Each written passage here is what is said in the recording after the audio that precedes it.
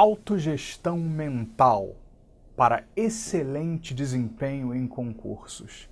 Sejam bem-vindos a um programa com base na programação neurolinguística, que é uma arte e ciência que vem há mais de 40 anos fazendo toda a diferença no mundo corporativo e ajudando as pessoas a terem uma qualidade de vida melhor.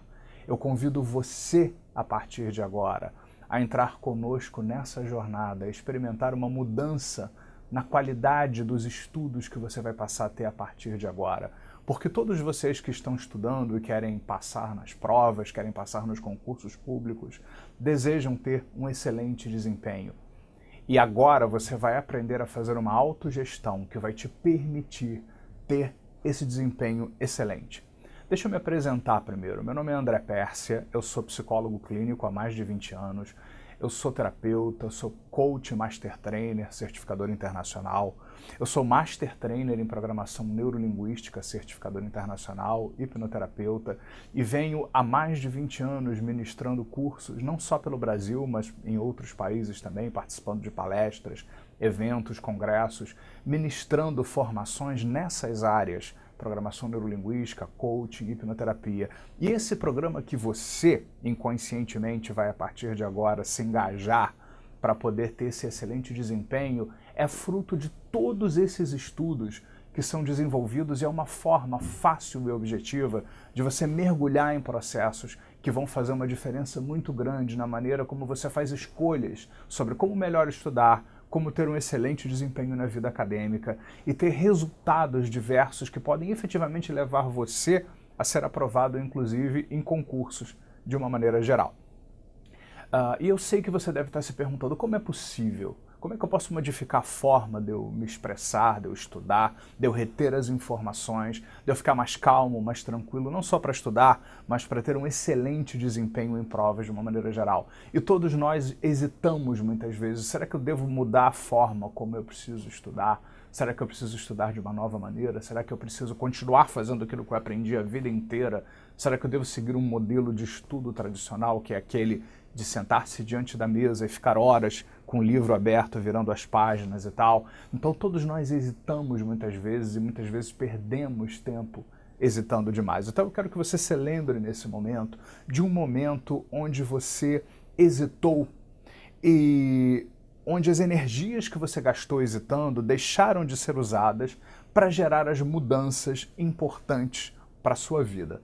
Então traga na memória, nesse momento, alguma coisa a respeito disso. Eu fico me perguntando qual é o melhor caminho para a autogestão mental. Na verdade, vocês que estão se preparando para passar em concursos públicos ou estudando de uma maneira geral para provas, concursos, avaliações de uma maneira geral, até mesmo se você é um esportista, está se preparando para as Olimpíadas, por exemplo, e para qualquer competição esportiva, você tem toda uma rotina de coisas que você precisa aprender, praticar, e isso faz uma diferença muito grande. E tem desafios muito grandes. Quanto tempo eu preciso estudar? Como eu posso gerir aquilo que eu sinto, aquilo que eu experimento dentro de mim? Será que é possível ter um resultado ainda melhor, ainda maior? Será que eu posso aumentar o meu rendimento no processo de estudo de uma maneira geral? A primeira coisa que eu gostaria de dizer para você é que a programação neurolinguística não é uma panaceia. Eu não estou aqui para fazer milagres, nem eu vou resolver todos os problemas que você tem no universo dos estudos e dos concursos. O que eu vou ensinar para você são ferramentas específicas que vão te possibilitar pensar de outra maneira. Porque programação neurolinguística, na verdade, ajuda com que você abandone a velha forma de pensar, a forma como você inconscientemente vinha pensando até agora, e nós pensamos através de sons, sensações, diálogos internos, imagens, e começar a pensar de uma forma onde você vai usar aquilo que existe dentro de você, os seus recursos, a sua capacidade interna, de modo e consistente com processos que vão ajudar você a ter um rendimento muito maior de uma maneira geral. Você vai continuar tendo que frequentar as aulas, você vai continuar ter que estudar, consultar os professores que vão tirar suas dúvidas a respeito de todas as coisas que você vai precisar, ler livros e se preparar adequadamente, enfim, tudo aquilo você vai continuar a fazer. Mas nós vamos acrescentar aqui ferramentas poderosas que funcionam consistentemente com o seu cérebro, com o seu sistema nervoso, para que você possa aumentar as suas possibilidades de fazer novas escolhas e ter um resultado ainda maior e melhor. Então a primeira coisa que eu quero que você pare e pense é: quanto tempo você gasta com os seus problemas no processo de estudo, com tudo aquilo que dá errado? Que eu recebo no meu consultório, muitas vezes, como coach, como psicólogo, várias pessoas que estão se preparando para concursos e avaliações e tal. E essas pessoas, ao invés de buscarem soluções e mudarem a forma daquilo que é problemático e que está dando errado, essas pessoas ficam repetindo as suas questões que incomodam, ficam focalizando na dor. Então eu fico me perguntando quanto tempo você gasta com um problema incômodo ou desafio no processo de estudo, reclamando das mesmas coisas, sem fazer nada especificamente diferente para poder mudar, ou seja, com foco naquilo que está errado, com foco naquilo que dói, com foco naquilo que está incomodando, sem efetivamente mudar a forma de pensar e agir de uma outra maneira. Quanto tempo você gasta fazendo isso? Então eu quero que você vá assistindo esse material e vá dando pausas para que você possa calcular esse tempo, para que você possa fazer uma reflexão logo na sequência. Então pegue uma calculadora, hoje qualquer celular tem uma calculadora, e calcule quantas horas por dia você gasta com problemas relacionados à sua dificuldade de estudar, sem que você os resolva propriamente dito, ou seja, focalizando aquilo que está errado, aquilo que você não gosta, a sua dificuldade de estudar, a sua dificuldade de concentração, e ao invés de procurar alguma coisa que realmente mude isso, transforme você inconscientemente, você fica repetindo aquele problema. Vamos a um exemplo aqui do que acontece. Se você gasta apenas 1 hora por dia, e geralmente as pessoas gastam mais do que isso, mas se você gasta apenas 1 hora por dia, preocupado, com foco na dor, no sofrimento, no mal-estar, sem efetivamente resolver, em uma semana você gastará 7 horas se sentindo mal, sem efetivamente fazer nada ou muito pouco para mudar.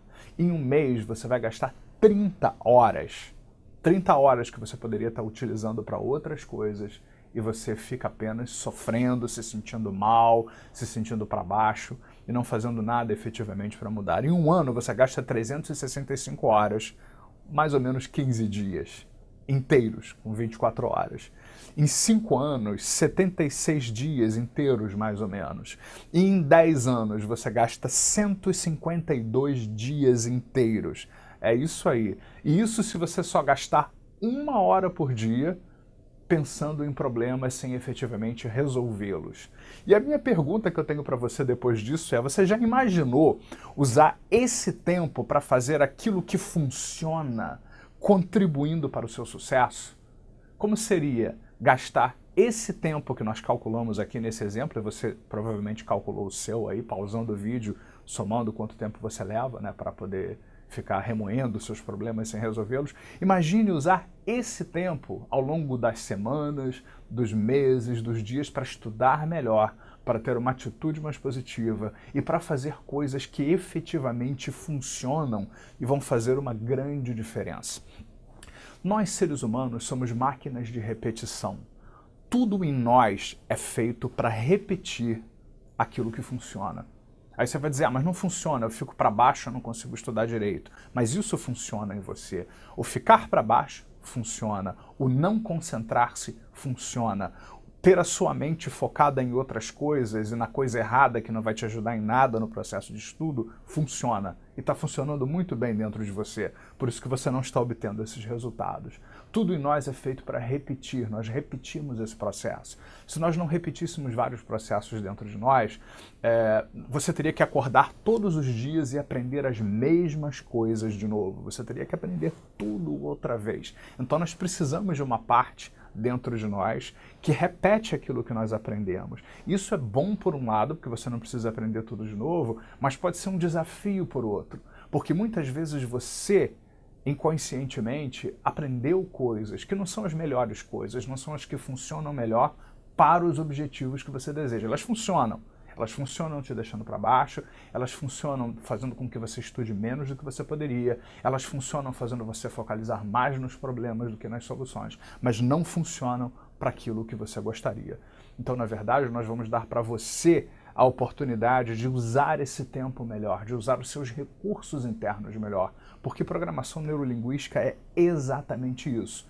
E muitas pessoas que me procuram no consultório, como coach, como terapeuta, como hipnoterapeuta, elas se sentem frustradas, porque elas querem mudar. Várias pessoas querem estudar melhor, elas querem se concentrar melhor, elas querem ter um resultado mais efetivo em concursos, em provas, se sentirem bem no momento das provas, deixar o conhecimento fluir inconscientemente.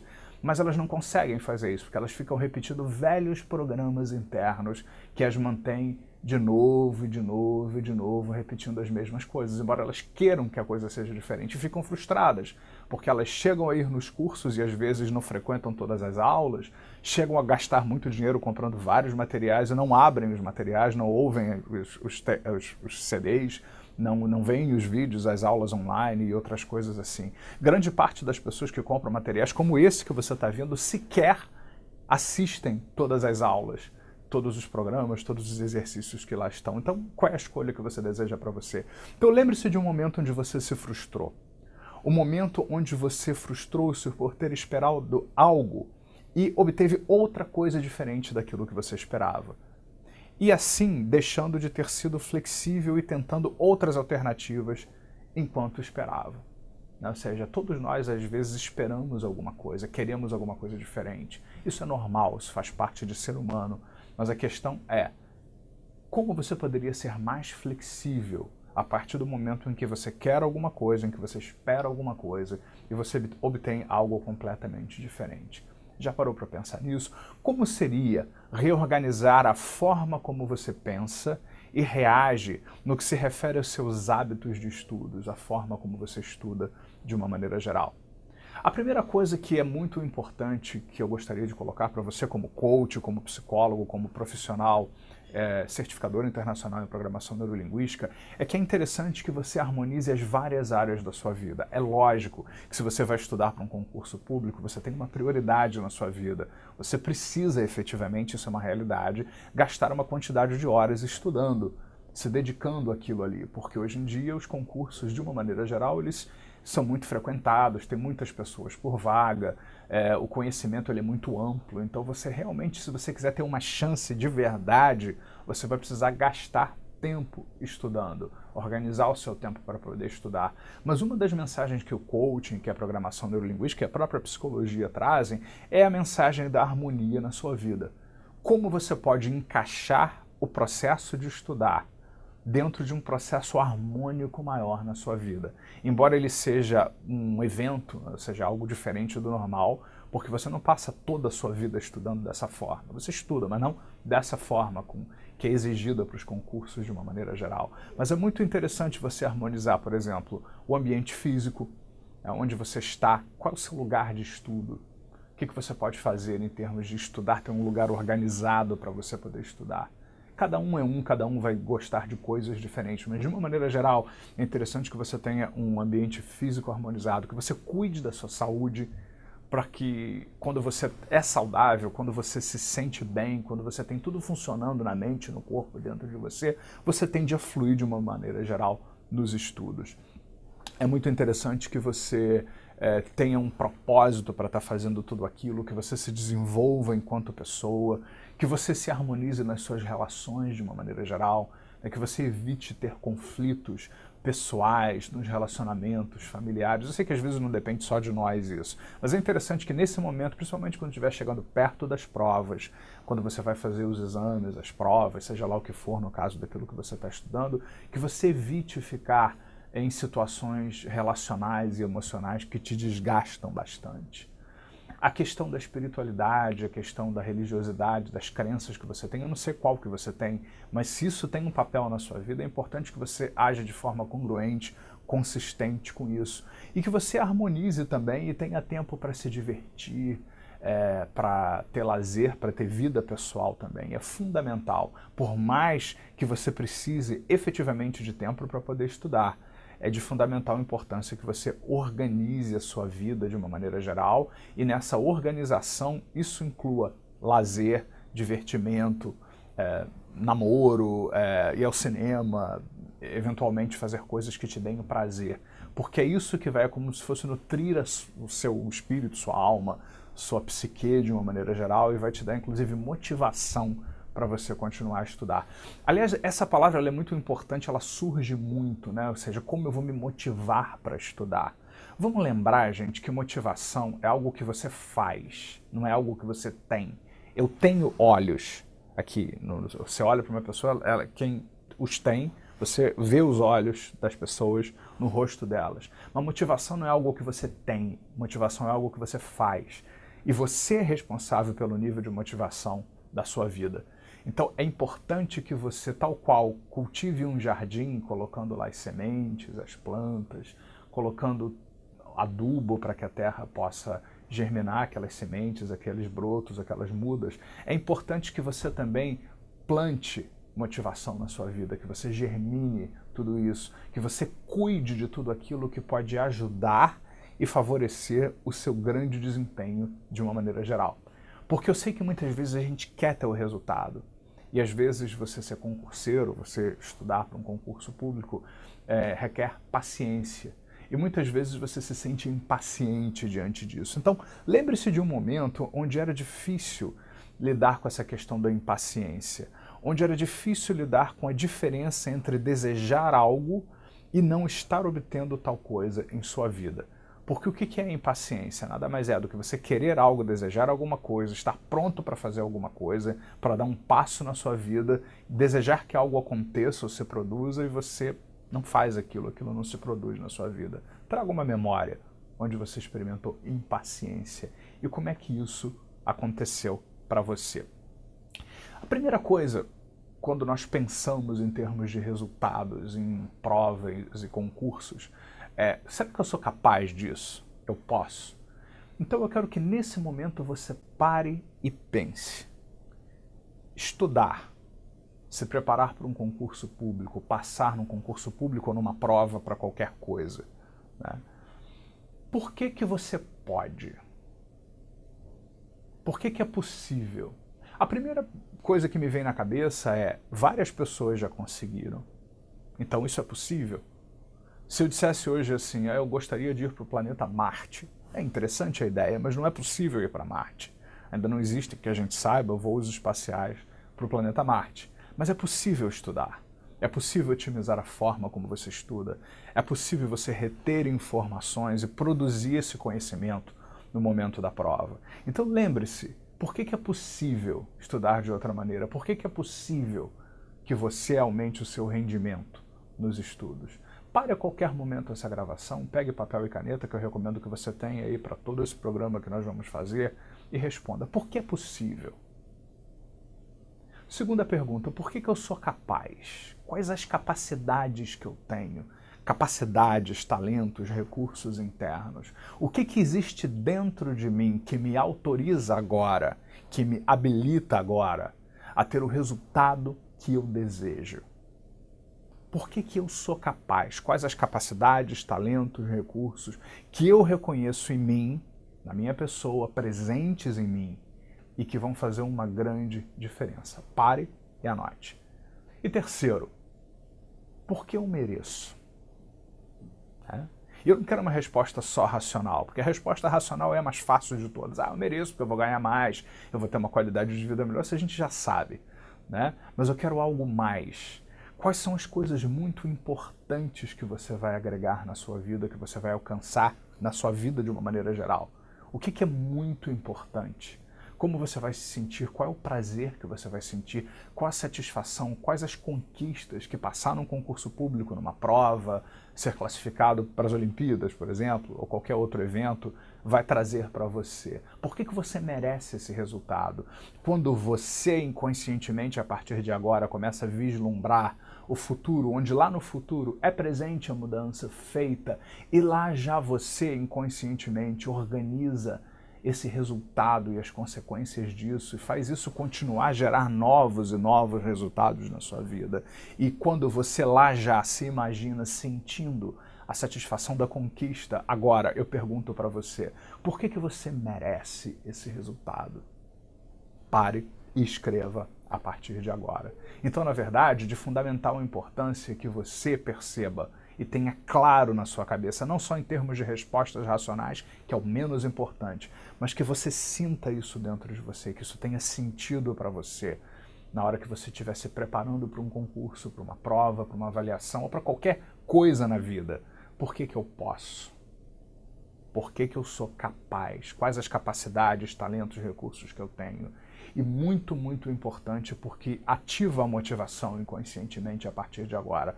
Por que que eu mereço me dar de presente, construir efetivamente, inconscientemente agora, esse resultado na minha vida de uma forma geral?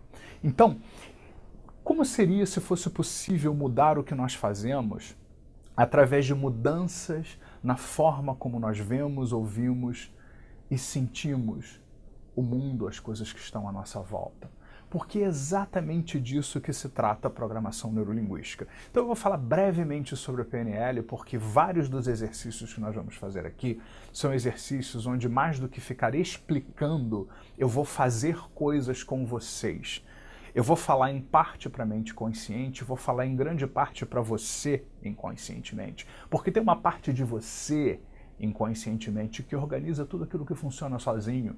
Seu coração bate, sua respiração acontece, você não precisa ficar conscientemente organizando isso, dizendo coração bate, pressão sanguínea, regule-se, porque você inconscientemente faz isso. Assim como você inconscientemente também traz ideias, insights, iniciativas, às vezes do nada você está lá relaxando na praia, ou você está ouvindo música em casa, balançando na rede e tal, você tem um insight, e alguma coisa te vem à mente, de repente você junta coisas inconscientemente, descobre a partir de agora formas para render mais efetivamente, não só nos estudos, mas em várias áreas da sua vida. Então, existe evidência científica de que existe uma parte dentro de nós que funciona de forma automática, regulando tudo aquilo que funciona sozinho. E a partir desse momento, você inconscientemente vai ser um grande aliado da gente aqui nesse processo. Porque é interessante que nós possamos conhecer um pouquinho sobre o PNL, porque a PNL justamente acessa recursos internos de várias maneiras que você conscientemente e inconscientemente vai buscar recursos, né? Vão buscar recursos aí dentro e que vão fazer uma grande diferença nesse processo como um todo. É exatamente isso que nós vamos fazer agora. E muitas vezes, na hora que eu estiver aplicando um dos exercícios, uma das técnicas, eu não vou entrar em considerações teóricas por que isso funciona. É igual um carro. Você pega o carro e vai dirigir. Na hora que você está dirigindo um carro, você não fica preocupado como é que funciona o motor. Você sabe que tem um motor ali que você precisa acelerar, usar o câmbio ou usar o câmbio automático. Né, no caso, você não fica pensando na mecânica da coisa, você sabe que está lá e você confia que está lá. Então você vai usar o carro de uma forma que basta você operá-lo para que ele possa gerar os resultados que você deseja. Assim é a programação neurolinguística. As técnicas que nós vamos usar aqui, e são várias técnicas nesse módulo inicial que nós estamos fazendo, para que você inconscientemente possa dar o seu melhor e modificar como você lida com esse processo de estudar, de se preparar para um concurso, para ficar bem diante da avaliação, da prova de uma maneira geral. Então agora, nesse momento, eu vou falar um pouquinho sobre programação neurolinguística. No final dos anos de 1960, nos Estados Unidos, estava acontecendo um movimento do potencial humano, que foi um movimento que mudou para sempre a psicologia, o pensamento de uma maneira geral. Então estava se testando tudo que era novo, que era diferente, várias formas de fazer terapia, e tinham muitas pessoas fazendo muitas coisas diferentes. E, na verdade, Richard Bandler, com quem eu tive a satisfação de fazer várias formações, que criou a programação neurolinguística com John Grinder, e outras pessoas depois se juntaram a esse grupo e tal, Richard Bandler começou a prestar atenção em grandes terapeutas que conseguiam fazer uma grande diferença de uma maneira geral. Por exemplo, havia uma terapeuta familiar chamada Virginia Satir. A Virginia Satir, ela conseguia pegar uma família e em minutos ou poucas horas ela conseguia mudar a dinâmica de uma família. E uma vez ela, inclusive na Argentina, ela fez um workshop num estádio de futebol, onde mais de 10 mil famílias foram trabalhadas em conjunto através de um workshop que ela conduziu, e mais de 10 mil famílias mudaram ao mesmo tempo em poucas horas. E ela era genial, fabulosa, mas nem ela mesma sabia explicar como que ela conseguia fazer isso. Ela tentava explicar, e as pessoas diziam, puxa, mas eu não entendi isso que ela disse, porque nem ela mesma sabia o que ela fazia. Mas quando ela estava lá, ela deixava alguma coisa vir à tona e fazer uma diferença muito grande. E isso que ela fazia era tão particular dela, que não tinha nada a ver com outras pessoas que também estudavam família. Então, a mesma coisa o Milton Erickson, né, que mudou a hipnose de uma maneira geral. Milton Erickson, ele tirou a hipnose daqueles roteiros hipnóticos e começou a prestar atenção naquela pessoa que estava diante dele. Quem é essa pessoa que está aqui? Então ele começava a mudar a linguagem de acordo com o que ele via, ouvia, sentia e vinha lá da pessoa que estava diante dele. Um rapaz, por exemplo, olhava para um tomateiro pela janela, meio distraído, ele dizia: até os tomateiros crescem, morrem, no verão parece que esses tomateiros, fulano de tal, fica dessa forma, recolhido, mas logo no verão vão começando a desabrochar outra vez. Na verdade, ele começou a usar aquela situação do momento para buscar recursos dentro do rapaz e ele começar a responder inconscientemente à indução hipnótica. E ele conseguia resultados incríveis que nenhum outro hipnoterapeuta conseguia também. E a mesma coisa Fritz Perls, que foi um grande nome da Gestalt terapia, ele fazia perguntas únicas, ele fazia com que as pessoas refletissem e fizessem perguntas únicas para si próprias a respeito daquilo que acontecia. E todos os teóricos da psicologia na época, eles se preocupavam em entender a teoria por trás daquilo. Então tem pessoas que estudavam a Gestalt, do Fritz Perls e outros.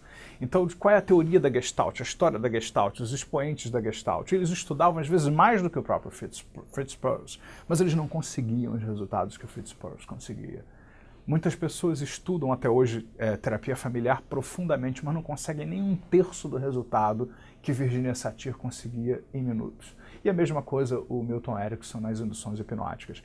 E Richard Bandler começou a prestar atenção não na teoria por trás do processo, não nas explicações teóricas, mas na forma como eles interagiam com os clientes. Na hora que o Fritz Perls fazia aquela coisa de botar uma pessoa numa cadeira e a outra cadeira vazia, e fazia a pessoa olhar para a cadeira vazia e ver o pai, a mãe na cadeira vazia, ele perguntava de uma determinada forma, de uma determinada maneira, com uma determinada entonação de voz. A mesma coisa a Virginia Satir, ela interagia com as pessoas, fazia movimentos com os olhos. O Milton Erickson mudava o tom de voz na hora de fazer hipnose.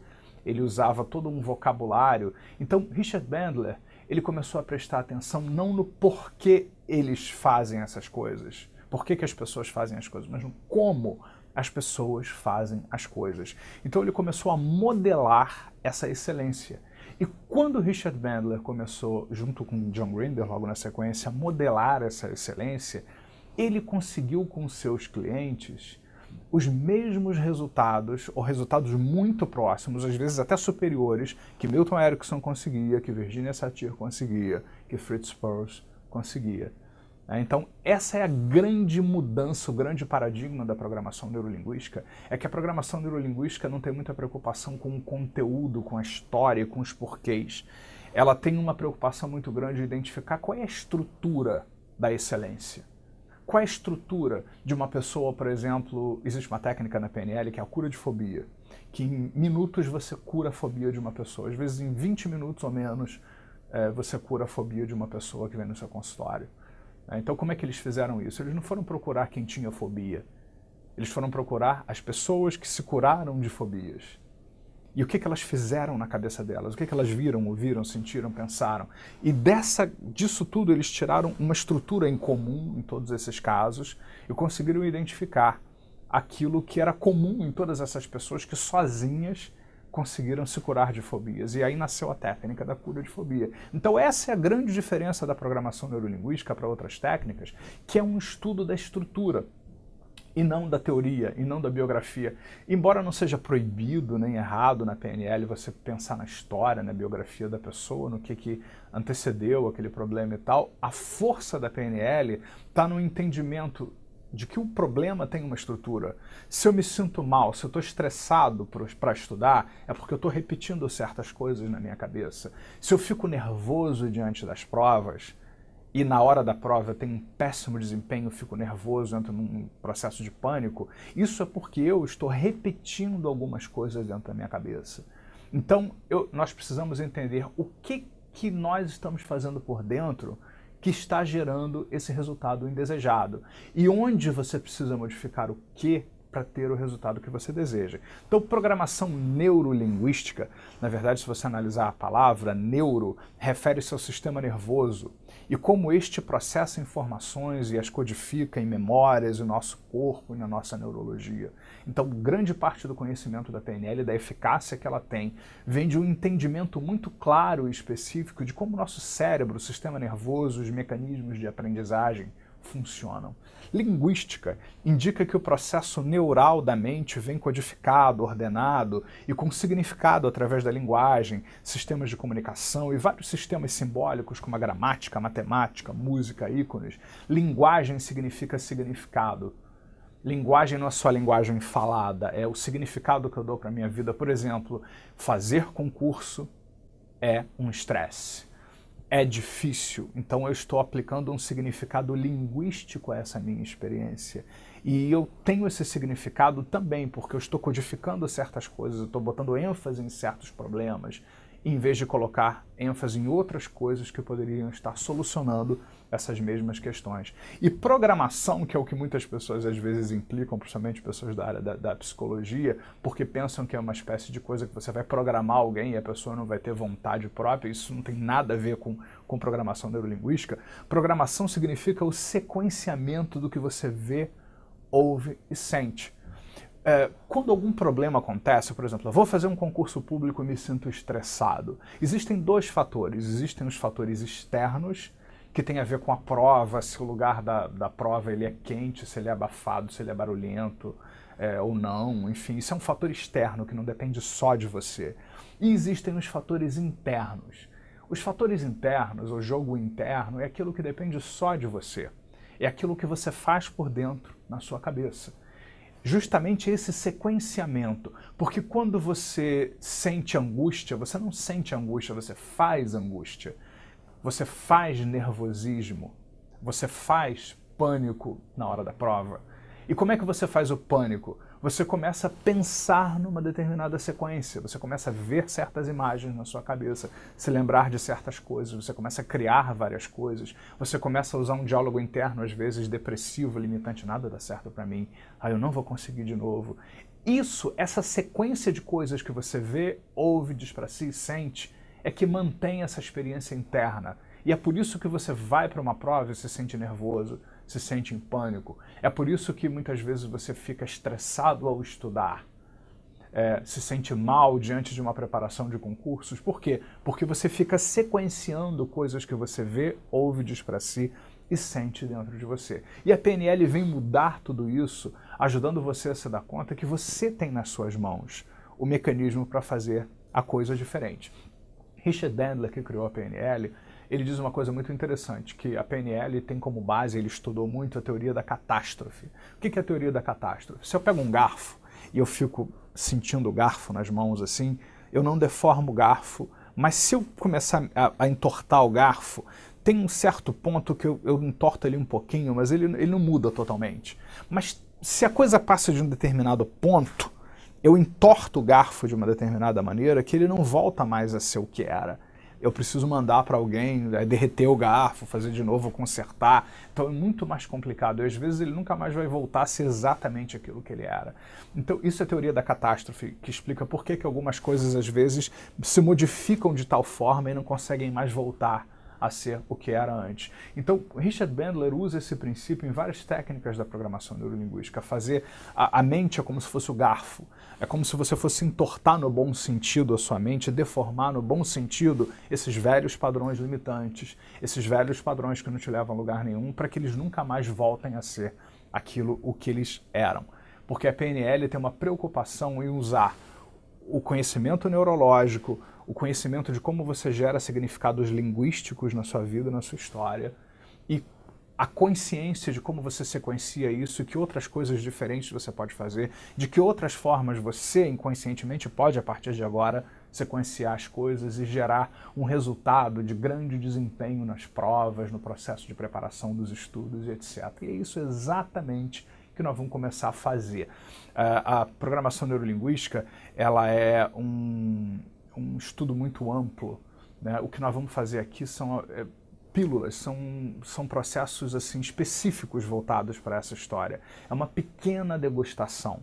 É muito interessante que quando vocês tiverem a oportunidade, venham conhecer o nosso trabalho e fazer uma formação practitioner ou master practitioner em programação neurolinguística, quando você vai aprender um monte de ferramentas assim na prática. Você não vai aprender na teoria, você vai fazer em sala de aula cura de fobia, como você pode modificar uma alergia de fundo emocional, como ancorar recursos, como desancorar coisas negativas que a gente fica reagindo daquela mesma maneira. Então é um estudo muito amplo que existe dentro aí do conhecimento.